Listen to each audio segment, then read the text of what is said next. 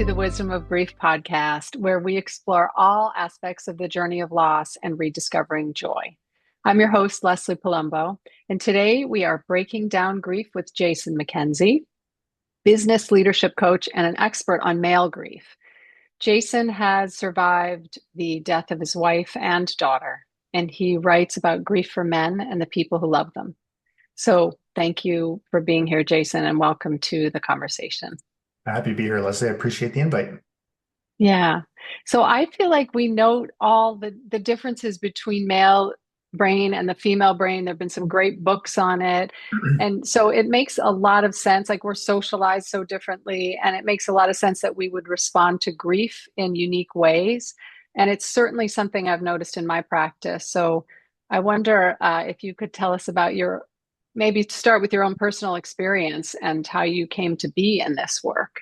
Yeah, sure. I'd love to. So, yeah, as you alluded to in the introduction, I mean, I lost my wife to suicide in 2010, and that was after a very long battle with mental health issues for her. I mean, the 5 years leading up to her death were just a nightmare of, homeless shelters and psychiatric wards, and I mean, every medication, psychiatrist, psychologist, and all of that. And ultimately, after a long, very painful downward spiral, let's say, she ultimately took her own life in 2010. And at that time, I did not know what grief even was. I literally thought I don't even remember ever talking about the concept of grief. Honestly, I remember thinking at the time that grief was for weak people. All right. I mean, there's the one of the most painful things when somebody dies that you suffer devastating losses. The world keeps turning. There are things that need to be done, and so my way of thinking at the time was, well, who else is going to do them? So who's going to do them is the strong people like me. So there's weak people who need to lay on the couch and cry, and I just could not even imagine myself in that situation. So and I also thought, I remember driving off the funeral home or off the cemetery, and I remember thinking, okay, that chapter is behind me now. Like I literally thought this was possible, and so because I wanted to be done with it all, I just wanted to move on and build new life. But the problem was, I had started drinking very heavily during her mental health issues, and I continued to, and I never. It wasn't until I stopped, I had remarried and everything, and it wasn't until I stopped drinking, maybe about 6 months later, that I actually started to grieve my first wife's death. And I remember saying to my wife now, Tanya, I remember saying, like, do you think I felt like I was going crazy? I mean, I started having all this anxiety and writing about her and visiting her grave a lot more often. And it was my wife who said, "You're grieving, dummy."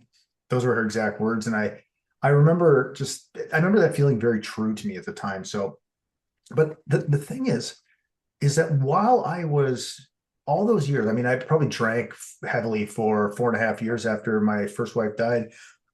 And it never crossed my mind a single time that the loss of my first wife and that experience of like leading up to her death and all that it never crossed my mind that my drinking was related to that experience. Not a single time. It wasn't until after I stopped that I realized it.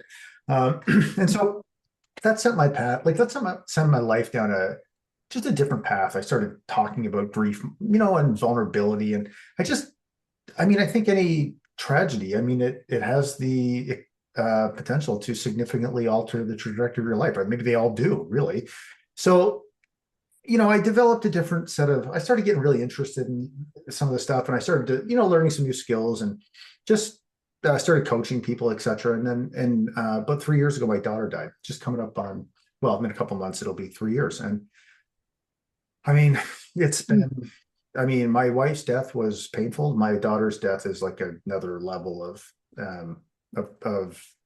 pain. And I think too, what makes it so challenging, or can make it so, or even maybe a little bit more complicated, is that my wife's suicide in 2010, which I had gotten to a very good place about. I mean, I honestly didn't think about her that much anymore. And I mean, I just, I had healed. There was times I would still cry when I thought about it or visit her grave, but then my daughter's death, while she didn't take her own life. I mean, she might as well have taken her own life. I mean, my wife. So what ended up happening was my wife's suicide shattered my daughter's soul, and she just was never able to recover from it. So her death, which she died drinking and driving, and she almost killed four other people in a horrific head-on collision. And but at the end of her life, her mental health issues were the exact same as her mom's.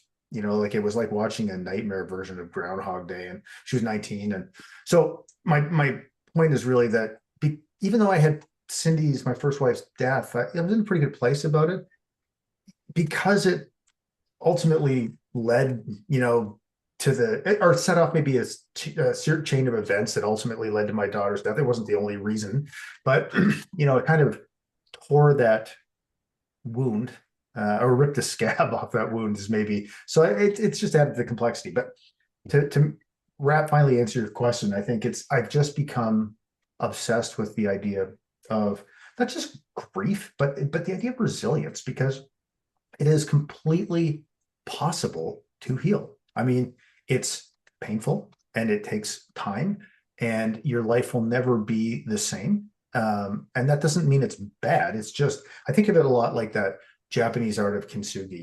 You break pottery and then you put it back together with gold flake, and it's different, but it's still beautiful. And so I think that I've had this experience of losing two very important people to me, at different times in my life, and approaching those experiences from a sort of a different perspective. So, being able to see what it was like with no skills whatsoever, and to see what it's like with some skills.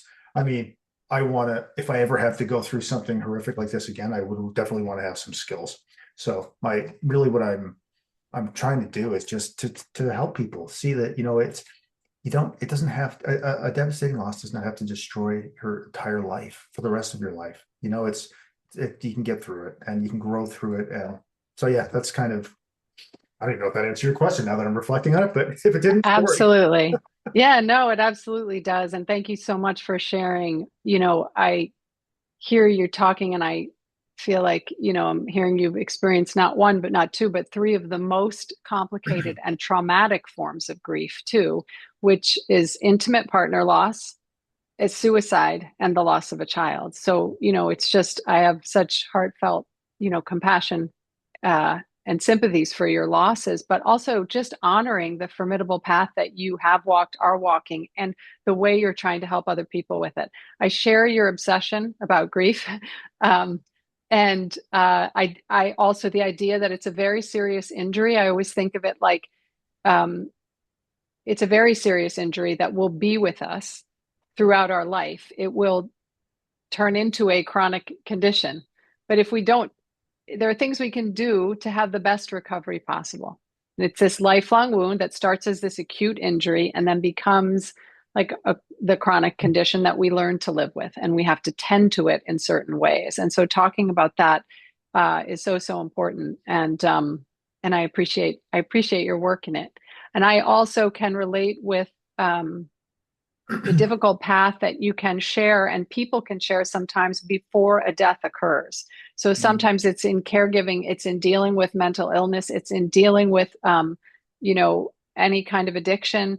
It's in dealing with a very serious illness. It's in watching somebody. I don't know what's worse because I haven't been the person who's dying, but I don't know what's worse, watching somebody tank, so to speak, watching somebody fall apart before your very eyes, or being the one falling apart. I don't know what's worse, but they're both extremely serious experiences, and both require a certain amount of healing and attention.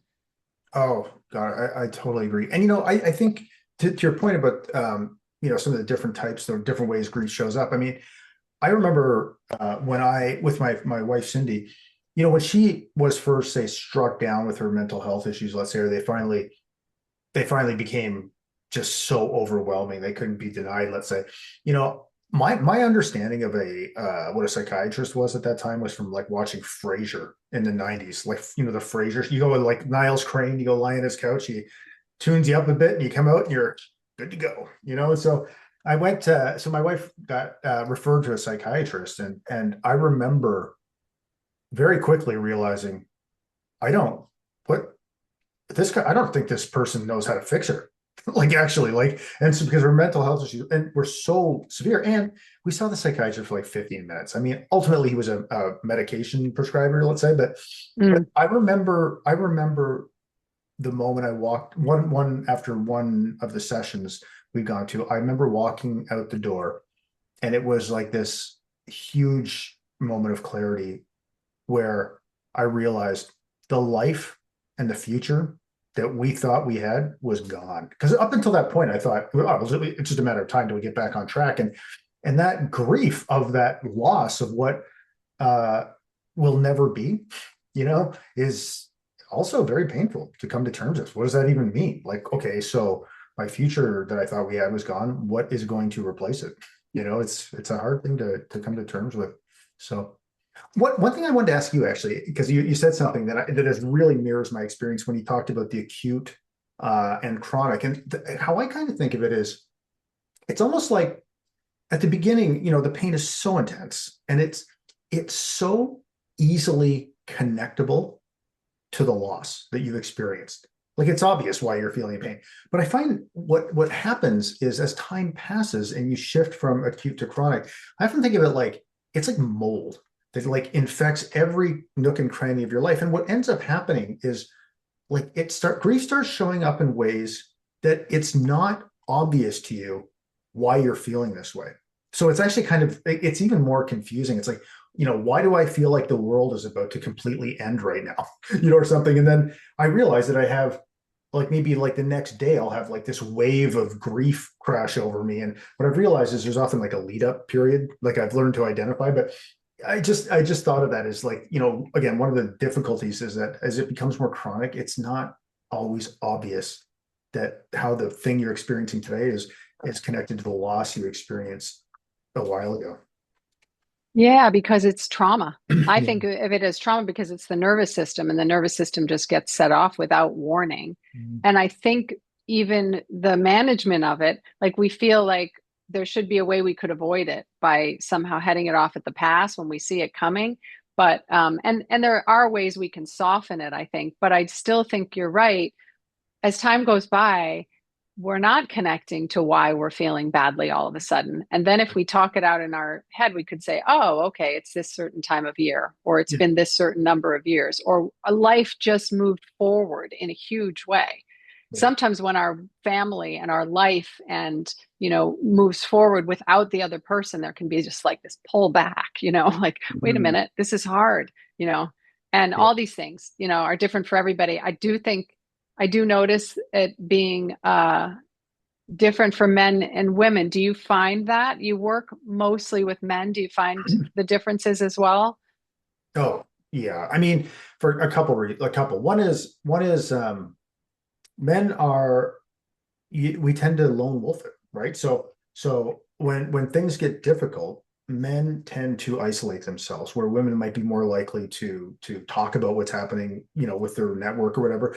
So men tend to shut down. But I think that, and I also think men have, even if they want to communicate, I think oftentimes most men, they don't have the vocabulary to communicate what they're experiencing. I mean, I think about myself, and my emotional intelligence when my wife died was so low that I really was not able to understand my internal condition. So what it would do is it would just manifest itself in like coping mechanisms or, anger, some secondary emotion. But I wasn't able to really sit down and just understand my experience and have words to describe it. So that I think that's common. But I think one thing that is very powerful for men is the stories we tell ourselves about what it means to be in experiencing a wave of grief. Like, for example,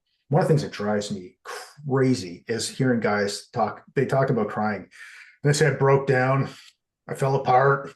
What do you mean? You had a normal human, like, because if you say it like that, those are things you're going to try to avoid doing. Who wants to fall apart? You want to.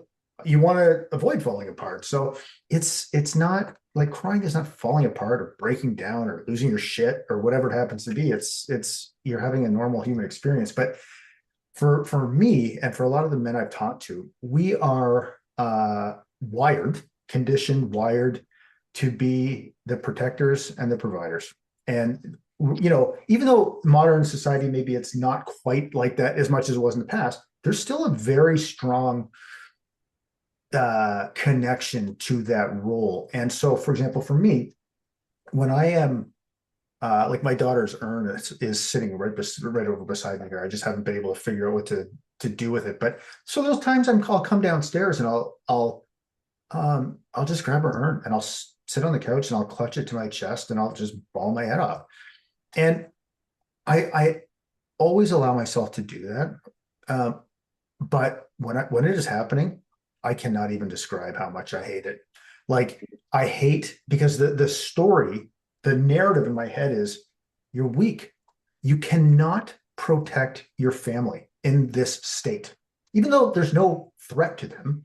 This is what comes up, and it's very loud, and it can be quite the inner monologue. It puts a lot of effort into trying to convince you it's true. So I've learned not to listen to it, but it's still there for sure. It's still there. Maybe one day it'll go away, maybe it won't. But I think that's a very, very important factor that influences how men experience grief. Yeah, it's so true. It's interesting because like literally you're right about the women's desire to connect and the men's desire to lone wolf it, as you say. Because like in the male brain, I mean, supposedly, like, have you ever read those books, The Male Brain, The Female Brain? I It's think by so. this woman named Luann Brizendine. I think she's and it just breaks down like the biology of it. And Mm, of course, a lot of it does come down to hormones. It talks about how testosterone prunes the brain's communication and emotional center. Like, and that's how men are actually able to compartmentalize, which I think is a bonus mhm. for male grieving. Um, in female, we have more of an ability to communicate, but we also tend to form deeper internalized ideas as well. And I think the way it works for women is they have guilt about that sense of not being able to protect and provide from the past. Like Mm, I couldn't cause somebody, I couldn't change somebody, I couldn't cause somebody to care for themselves. Like guilt is a huge, huge factor. Um, Guilt yeah. for the past. Yeah. So I think that's interesting. And I also think the crying thing as a society, we're all socialized not to want to cry. Most people, when they cry, feel weak in grief and feel like there's something wrong. They're doing poorly. Like they're doing Mm, poorly. They shouldn't be crying. They should be actually just getting over it. And I think that is such an important reframe to make that it is actually pressure release off the wound. Like it has to be, it's going to be abscess if you don't let it yeah. out. And that, tears have this kind of chemical makeup that actually bring like helpful, gentle, releasing, relieving hormones for Yeah, us. So yeah, it's like a reframe on both fronts, I think. Yeah. for sure. And like on that point, I mean, one of the things that I've had to process, I guess, is that two of the most important women in my life, I was not able to save them, you know, and that's partially just because I love them, but I think there's something partially there also related to my ideas of masculinity. And I don't think I should have been able to save them. Like, I tried my best, I really did, but it's still quite a thing to realize. I think one of the other things I think that is really hard to come to terms with when it comes to a really like a devastating loss is it has this way of holding a mirror up to your face and reminding you of your own powerlessness, which I think is actually, for me, has actually been one of the biggest gifts that has come from this experience because I just realizing the limits of my power and influence have really helped me focus those efforts on where I can actually have power, like not power, but like influence, let's say. Yeah. Yeah, but it really, reoriented my understanding of my ability to influence events.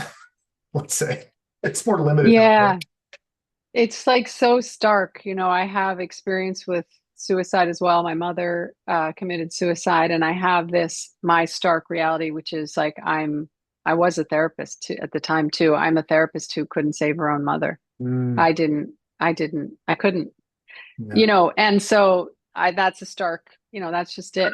That's just it. I used to feel really guilty about that. I used to have a lot more complex emotions about it. I can be in a room with that now and not need to run away, Mm, um, or not feel that it's intolerable. yeah.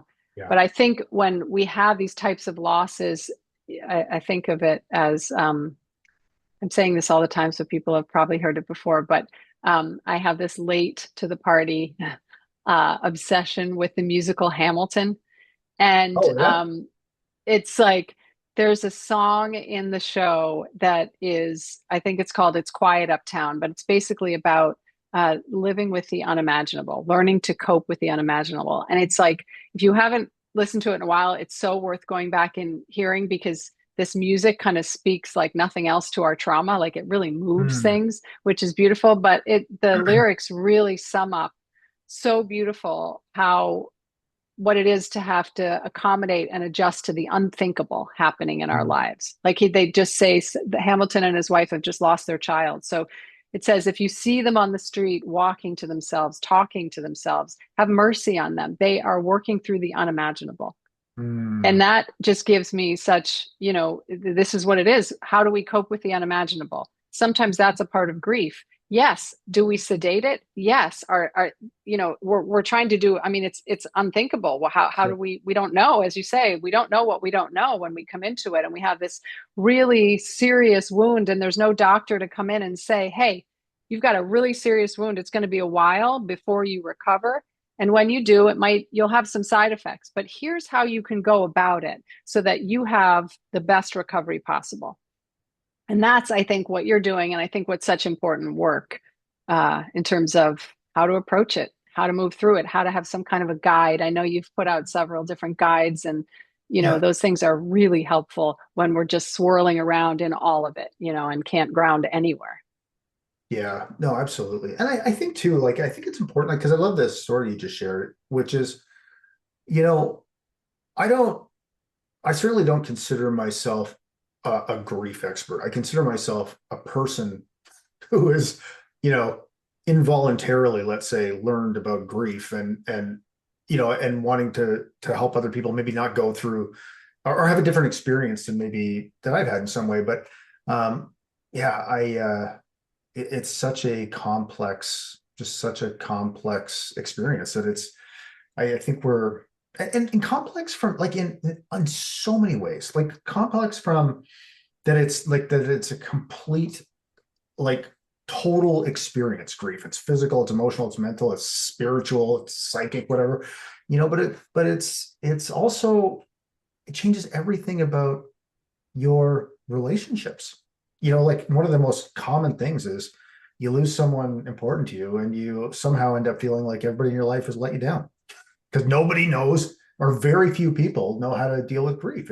And so there's Yeah. there's there's a million ways we can make it worse. That's the thing. It's a really challenging, complicated, ever-changing process that also happens to uh, and everything you try to do to avoid it will ultimately make it worse. So, and there's like basically infinite number of things that you could do. So sometimes I think to myself and I tell people, when you're really in the thick of it, like sometimes just not making it worse is the best you can do. And sometimes the best you can do is actually just doing the thing that'll make it worse because you can't take it anymore.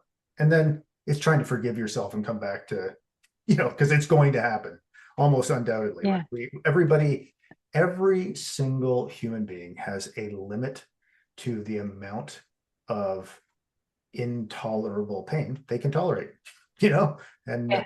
Oh, yeah. yeah, Yeah, and I think that is kind of what comes out of grief eventually, is this increase in your ability to tolerate. Yeah. increase in pain tolerance, increase in resilience, increase in all of that. But yeah, I mean, I agree. And what do you think are the most helpful things? Like I think the first thing I always say is when we think of it as an injury, I say, okay, well, actually having a grief intention, like having something that you want to achieve out of this, the way that you want to come out of this, Mm, and having and saying that to yourself, a way that you want to feel eventually. Like if I'm going with my mother's suicide, I said I will find a way to ground myself in the beautiful again. Like seems so horrible and unthinkable and mm, awful and unexpected and just in every way has decimated what I think about the world, my family, what I thought about my family, what I thought about her. Everything is now going through this lens, but I will find a way to find the beauty in this because if I look at it from all angles, there has to be something, not beauty in suicide. I'm not sure I can find that, but yeah. I can find beauty in the way I come out of it. I can control the very few things that I can control, one of them being how I respond. So if my intention is that I'm going to find some beauty or re-engage with the world or whatever the intention is, I feel like it's grounding during the moments Mm, when the waves hit and everything's sort of up in the air and up for grabs. That's just one of yeah. my thoughts about it. But yeah, Yeah, no, I mean, I think I totally resonate with that. I think for me, it, some things that I think about a lot and try to incorporate are the first one is that the words that like we have to be really intentional about the reality that we boldly speak into existence. So in other words, the words and language we use, they don't describe our reality, they define it. So, and one of the things I've noticed, and so I have a TikTok channel where I make just videos about grief and stuff. And so, and reading through all the comments over the years, I see so many parents who say things like, and it's mostly mothers actually, but definitely dads too. But I'm permanently broken. People say that all the yeah, time. yep, Like, yep, man, are you? I mean, and if you want to be, I'm not going to certainly not going to judge you. I mean, who am I to say what's right for you? But if you speak that reality into existence, that's going to be what you experience. And or another one is no parent should have to lose a child.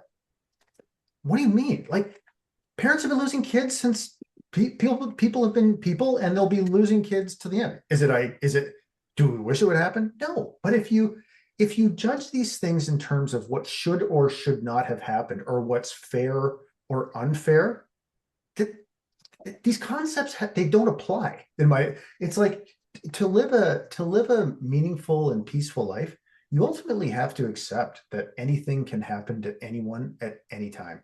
And that doesn't mean that it's not going to be horrible if it happens, but it's just the reality now. I mean, geez. So I think that's a big thing is being really intentional about the words that you're using. It's just very powerful. And I think the other one too is remembering that this comes from stoicism, like stoic philosophy, but it's such a powerful idea. And it's that there's very few things that are in our control at the end of the day, like our full control. There's really three. I mean, there's the way I choose to look at things, it's my desires and intentions, and it's my decisions and my actions. That's it. Not even the results of my actions are in my full control. Like my actions, I tried everything possible to be a good father to Chloe, and she's dead. So the results of my actions are not in my full control. So when you think about the idea that you ultimately have the choice to decide how you look at what's happened to you, what's happening to you right now, and what you want to happen to you in the future. So what I try to tell myself is, okay, I would have liked to have spent. I had Chloe when I was 30. So let's say I was lucky enough to live to 100. I could walk around for the rest of my friggin' life saying, I feel ripped off that I did not get 70 years on this planet with my daughter. Or I could say, I'm grateful that I got 19 because it's a hell of a lot better than zero. Now, when I'm like crushed by like a wave of grief, I'm not able to feel grateful in that moment as if but I always know that because the waves always pass, like what seems intolerable actually won't kill you. It's coping with it that will kill you. So even though like when a wave of grief is just crushing me and I can't feel grateful in that moment, there's always a part of me that remembers that when this passes, I'll be able to feel grateful again. And just knowing that makes a brutal situation, it doesn't fix it, but it makes it slightly less brutal, and I think that's Yeah. sometimes you're looking for any inch forward you can grab onto, Yeah, any rung up the yeah, ladder, yeah, absolutely. And the interesting thing about it is that people are optimists and people are pessimists, let's yeah. say. And but optimism can be learned. So a new Totally. perspective on things can be learned. So Yeah, the stories we tell ourselves, the what we highlight about the stories we tell ourselves about our losses do have a lot of power. Like I can really relate with your story about Chloe. Like you got 19 years with her is one way of looking at it, and you can connect to that in your calmer moments right. and actually feel that as truth, because there are a lot of truths that exist at the same time. There's the truth of this is a horrific thing and it shouldn't have happened. In some way it feels like it shouldn't, and it does feel unfair in some way, and yet there are also other things in life. There are some beauty in what we had. Yeah. I have the same experience when my husband, my first husband, died. We were married for we were together for like 30 years. And people said, this is such a tragedy. And I was like, my instant response, like even at the funeral, was like, actually, yeah, he got 50 years. That's half a century. Mhm. A lot of people don't even get, I mean, half a century is a long time to live on Yeah. this earth. Like that is a long Yeah. time when you look at it. Sure, if you were hoping for 90, Yeah. it's not a win, but it felt like a win. I got 30 years with this person. Hmm. He got 16 years with his kid. Like that's pretty good. I Hmm. mean, so yes, that's another way of looking at it, but reframing it is critical to that, and it's something we have to do over and over and over again. I think it's like you said, if we keep telling ourselves I'm broken and I'll never be the same, that may be true, and some parts of us are broken, but we may be piecing ourselves back together, like you said, that kintsugi. It's not Yeah. kintsugi, is that it, kintsugi, the Kintsugi. Japanese? Yeah. Kintsugi. Yeah. Yeah. Yeah, it's so beautiful because Yeah. I've heard people say that it's like I've pieced myself back together and I am a different sculpture than I was before, but it has its own different beauty now. Yeah. And I think to that point, I think another area where that really applies is looking, like we kind of talked a little bit about earlier, but is looking at how, like, I think a very common experience when people lose someone again is they feel like because none of us know, are taught how to, interact with or support a grieving person. Most of us, and part of that is because most of us are not even able to sit with our own uncomfortable emotions by ourselves, much less sit with somebody else we care about, uncomfortable emotions. So, I think that one of the things that makes grief much, much worse is not how people show up or don't show up. I mean, honest to God, everybody's just doing their best, man. Like that's at the end of the day, they're doing their friggin' best. And resentment, I'm sure you heard of this, but like, resentment is like drinking poison and expecting the other person to die, right? So if you can choose to look at remember that you have the choice on what story you tell yourself about other people's motivations. So what happened, one of the most common things that people don't realize is how we are just constant, never-ending story manufacturing machines. So, and when we have a gap in our knowledge, we don't like that. So we make up a story to fill in the gap. And because we're Mhm. humans and we have like this negativity bias, the stories we make up are worse, usually the worst version. So if you have somebody that doesn't like, who hasn't shown, maybe they haven't even mentioned it. That's happened to me. Like I literally, Yeah. my brother has 2 days after, and we're not that close, but 2 days after my daughter died, he brought over some pizzas. He literally has not said a word, not a thing, nothing in 3 years. My father-in-law, you know, he'll mention it if I bring it up, but other than that, forget about it, man. He would not bring it up. So I could I could be very upset about that. I could make up a story about my father-in-law. So let's say I don't know why he hasn't, like, he barely mentions it. So, or at least I do now, but I didn't know at the beginning. So I could make up my inclination could be to make up a story about why is he not reaching out? He doesn't give a shit. Like maybe he's so self-centered. Maybe he thinks I'm fine, whatever. But the story is really like I always think of it, and I suggest to people, if you are going to make up a story about somebody else's motivations, why don't you just make up one where they're good? Like you're making one up anyway. Mm, So unless they give you irrefutable evidence to the contrary. So the way I choose to look at my father-in-law is the guy grew up in the rubble. He's German. He grew up in the rubble of Berlin in World War II. His father was in World War II. His grandfather was in World War One.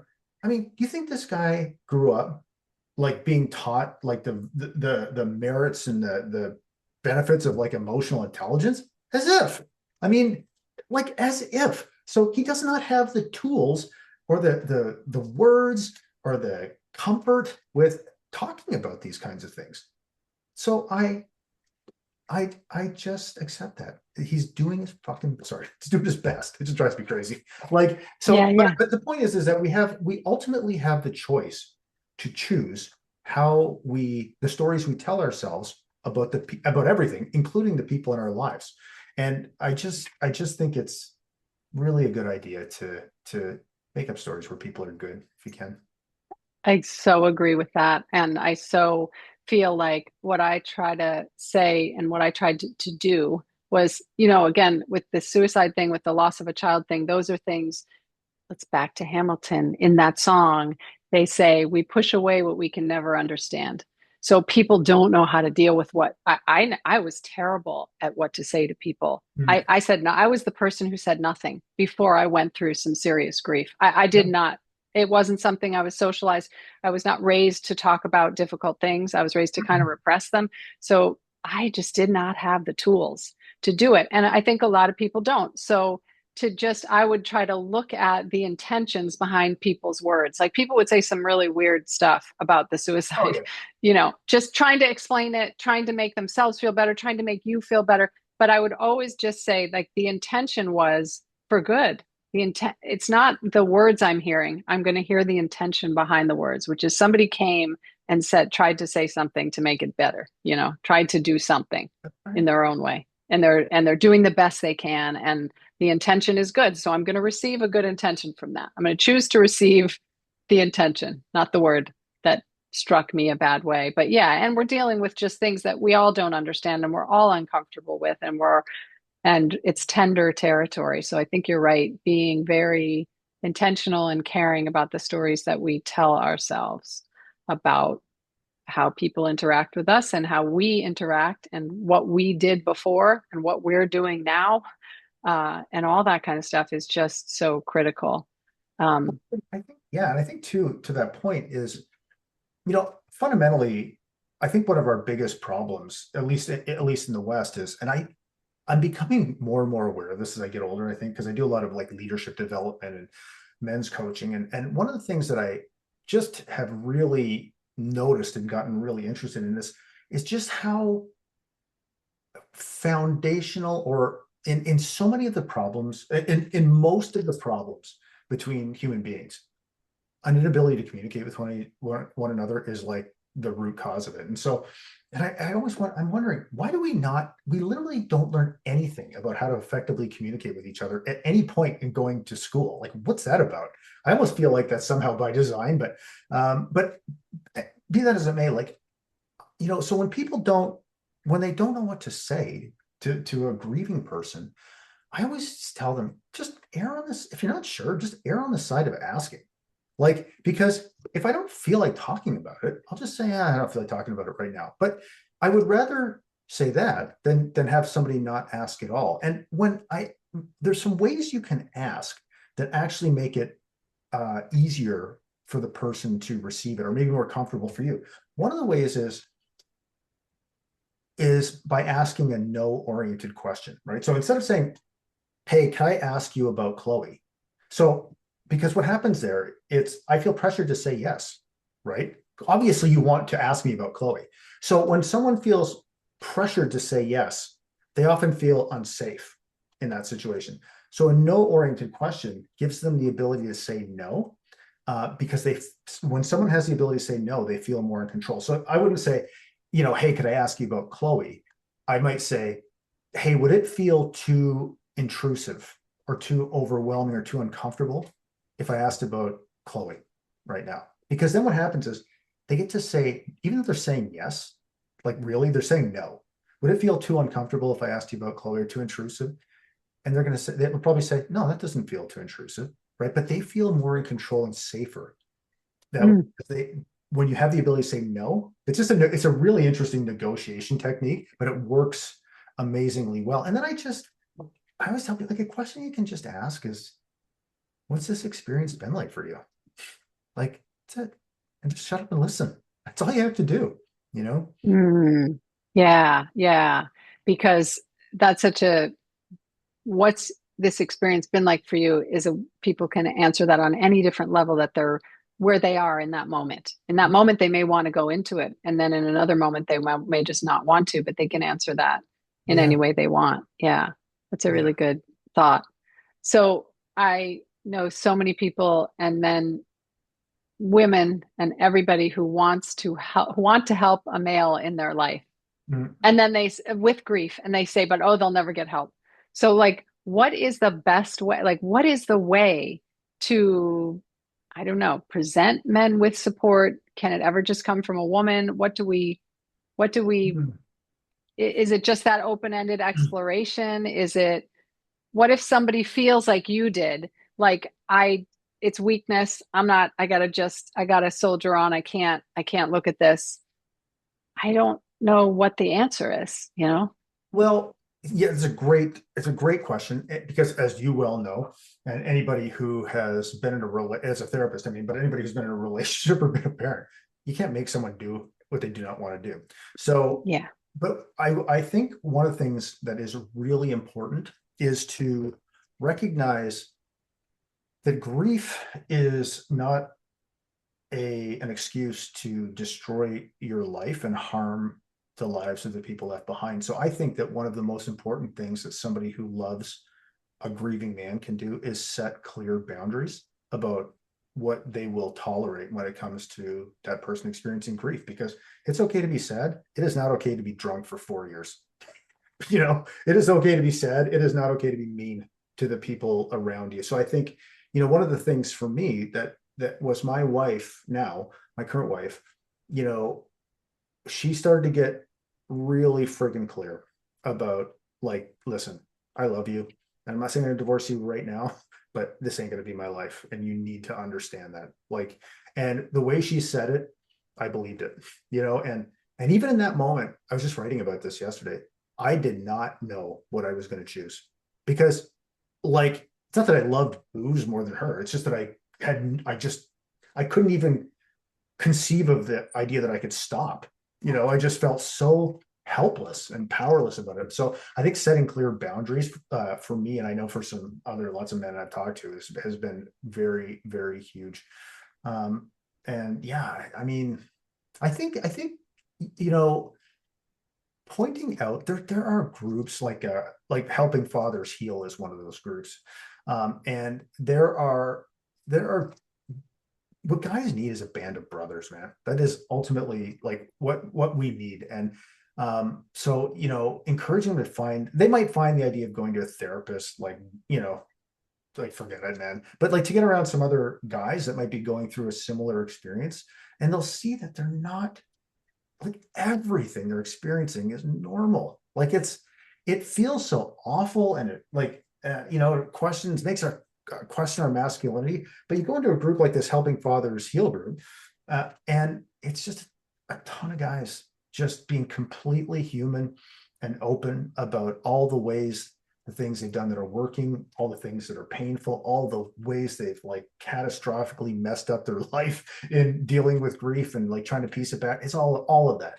And so, I think it's also, and this is one of the reasons I do this work, is I'm trying to normalize that it is the human condition is to have this beautiful combination, beautiful changing combination of feeling like you've got it all together and feeling like you are a complete screw up in every conceivable way, and then every variation of that in between. And it's normal. Like every one of us does stuff that makes sense. We do stupid stuff that doesn't make sense. We stay in these ridiculous patterns we can't break out of. Like it's all just part of being human. So I think for guys, like where they where the most growth is when you just lay down your shield and say, man, this is just me. I'm struggling right now. I mean, it sounds so simplistic, but for someone that has not done that, who has not, like it's terrifying to be able to just open up. I mean, I can remember sitting in my wife's office when we were having that conversation I was just telling you about, where she was, telling me that I had to start, like, basically stop drinking or else. And I was screaming in my own head, like literally screaming in my head that I needed help. And I literally could not make my lips say the words because I was too afraid. I was too afraid of, if I said I need help, then I was going to have to actually change. But I didn't think I was able to. So screw that. I thought that, my wife, if I said I need help, that means I've been lying to her for the last 4 years when I said I had everything under control. So screw that. I'm not doing that either. So, eventually it got to this like rock bottom moment. But I mean, everything in me was like, I knew I had to stop this, but I just couldn't. I just didn't think I could ever do it. I couldn't even conceive of a way I could do it. So I think, like, for any guy having that experience, dude, it's normal. Like we've all been there. And when you can just realize that if you get around a group of guys who have also been there, you're going to realize that you're just having a normal human experience. And you're not bad, you're not failing, you're not weak, you're not anything. You're just a grieving man. And it's hard. Yeah, I love what you said about the band of brothers too. I think that's such a great like just like just knowing there's people out there, there's Yeah. knowing that you have like a tribe. I remember when my husband died and my son was in high school, he was playing lacrosse and he got letters from his entire lacrosse team. First, they all showed up at the funeral. They just like marched in. Nobody said anything. They weren't like, "Hey, I'm sorry for your loss." Like nobody was talking, but their presence was a band of brothers. Like that, was something that was so powerful. And the letters they wrote were all just, "I've got your back, buddy. I've got your back." But, like they were just very Oh, simple, very to the point, really beautiful. different. Yeah, it really touches, the Mm. heart. And it was different than what a woman would write, what a girl would write to a girl. It was just, but it was extremely powerful for him, and he felt held by that without ever talking about it. I don't think Mm. they probably ever talked about it. He wasn't really capable of talking about it at the time. So that really speaks to that. It's really amazing. You know, Yeah. I think the earlier we can learn that, the better, because I mean, I remember at Chloe's funeral, one of the things I did was I said, like with my first wife, Cindy, I couldn't give her eulogy. I just could not do it.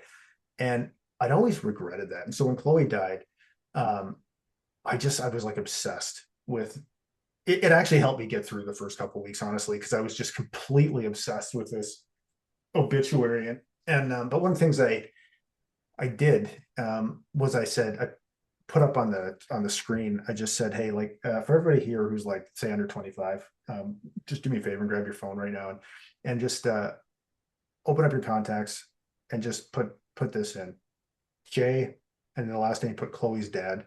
Here's my number, and if you ever, like, just text me, and you can just text me right now, and maybe tell me like a couple of nice things about Chloe. But like, just if you ever need to talk, or just like, I don't have all the answers, but I'm a really good listener. And people have done it, man, and some young men have done it too. And I think that's amazing. If you can help a young man have a very like safe and meaningful experience when they are vulnerable enough to reach out. I really think that could be a Mhm. life-changing moment for them, you know? Absolutely. Absolutely. So there's one question I want to ask you too. I know you are, this is something that I feel like is really different between men and women. Is the repartnering thing. So I know Mm-hmm. you're remarried after the loss of your wife. I'm also remarried after the loss of my husband.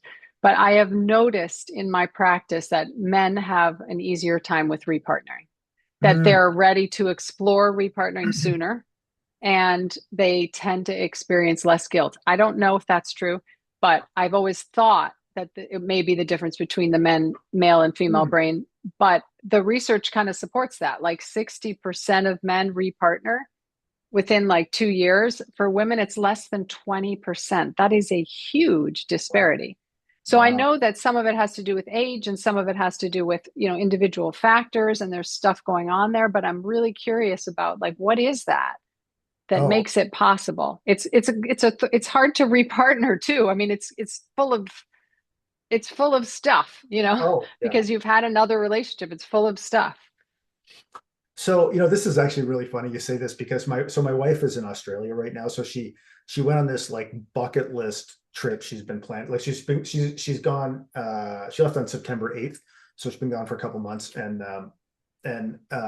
what I've I think I what I've realized is and most of the guys I talk to can relate to this is I thought I was a much more evolved and cultured and sophisticated human being until my wife left. And then I realized I'm basically a 52-year-old college student. Like my fridge is like full of protein shakes. Like it's just like I am not a functioning human being without my wife around for some reason. Like, and I think most men are like that. Like, it's funny. I was talking to her on the phone the other day. So she's going to come home next week, but I was talking to her on the phone the other day. And I'm like, I just want to say something, and I want to say it in a way that I want to make sure you understand. Like, I'm in no way trying to influence your, when you come home or your joy. I want you to fully like live in this experience. However, having said that, please come home. Please come home right now. God, I hate Yeah. this. So I think that, and I also texted her and I said, how I said before, like if you were to die, I'd never remarry. I'm like, no, I totally would. Like, I don't, this being alone thing is not for me. So, yeah, I don't know. I think I do think that the average adult man needs a partner more than the other way around. I would tend to think that would be my experience. But Hmm. yeah, I don't think most guys do independent all that well. That would be my Yeah. I mean, it's interesting because it's independence, but also we all have the same, you may lose a partner, you still have those connection needs. So Mhm. where are you going to get those met? Maybe it's just a difference in the way men and women reaffiliate, like redivide those connection needs. Maybe women get those connection needs met more outside of a one-on-one partnership. I don't know, but it's still there. The desire to be loved, love and be loved, to be in intimate partnership, that's one of the most basic desires. Yeah, you're right. And so with my first wife, Cindy, I mean, there was because of all the mental health issues and everything. I mean, you want to talk about a lack of intimacy. I mean, it was severe. Like not just emotional intimacy, but physical intimacy too. I mean, we went 2.5 years without having sex at one point, and so we had split up by the time she passed away because I mean, it was just she threw me out of the house was ultimately what it was. But I remember thinking at that time, oh, like being a guy, I remember we've been together for 16 years. I'm like, I know what I'm doing here now that like I got to go out and like, and it was the most horrible, unsatisfying, lonely experience of my life because what I realized was I wasn't actually craving physical intimacy. I was craving emotional intimacy. And, if you have like a one night stand, it was horrible. And so I just, I think for me, what I realized was I never associated like my experience with Cindy. Like I never made any connection between that and what might come after because I knew that we had a really good like we had a good relationship. It was destroyed by her childhood trauma and mental health issues, but I never suffered the kind of like it was very traumatic, but it never like altered my worldview enough to say, well, I'm going to be leery of like the next person. Or I didn't even question Mm, my decision making ability to find the right person because I did feel like I had found the right person. It's just that, I mean, her life was destroyed. I mean, so I yeah. never, so for me, when I going into a new relationship, for me, honestly, it was as much for myself as it was, I mean, it was for myself, but I was also thinking like kids too, Yep. like, I Yep. can't, these are young girls and I can be the best dad in the world, but geez, I'm never going to be a mom. Like, and that was a part of it too. So Hmm. Yeah. That there's something to be valuable to be learned there for sure. yeah, So yeah, I mean, I'm a big believer that walking through grief brings a lot of wisdom, and you have offered us a lot of that today. So I want to thank you so much for being here. And I want to ask you three questions that I'm always asking all my guests. They're yeah. just like these little one word answers. If you can just be like one word, one phrase. The three questions are, the first one is, what was the most challenging thing about your grief? You could say first, second, whatever grief you would. Denial. Mm. Hmm. Denial, yeah, of how intense things were. And what is the most important thing that you've gained from grief? Not loss, but grief. Humility, 100% humility, because grief makes you uh, ruthlessly confront your own limitations. I would say, like in a sense, Yeah. yeah. Yeah, that's beautiful. And then what advice would you give? What one piece of advice would you give someone in grief? Uh, ask for help. Just Mm, lean in, you know, to a friend, to a professional, whatever. Just have the courage to go first, and I think I you'll, love it. yeah. Yeah, that's awesome. Okay, so now where can we find you? Where can we work with you or just gain more of your wisdom? Yeah, so my website is grief.tools. So like not .com, Okay. but like grief.tools. And there's just lots of stuff on there, just information stuff. I have a podcast. So podcast is called the Man Down Project. And it's really about grief, growth, and resilience for guys. And I also write on Substack, which is mandownhq.substack.com. Okay, awesome. I'm going to put that in the show notes. Yeah, And yeah, that's amazing. Thank you so much for being here. I really I'm appreciate so it. appreciative of the time.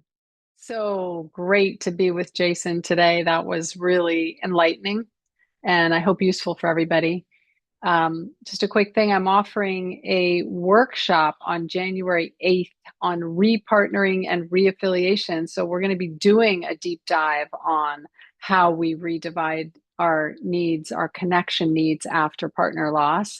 We'll be talking about friendship, companionship, dating, getting naked again, repartnering, what that even means, like how to approach it, and getting clear on what that might look like for you. So, again, I will put that in the show notes, information about that, and a link to sign up.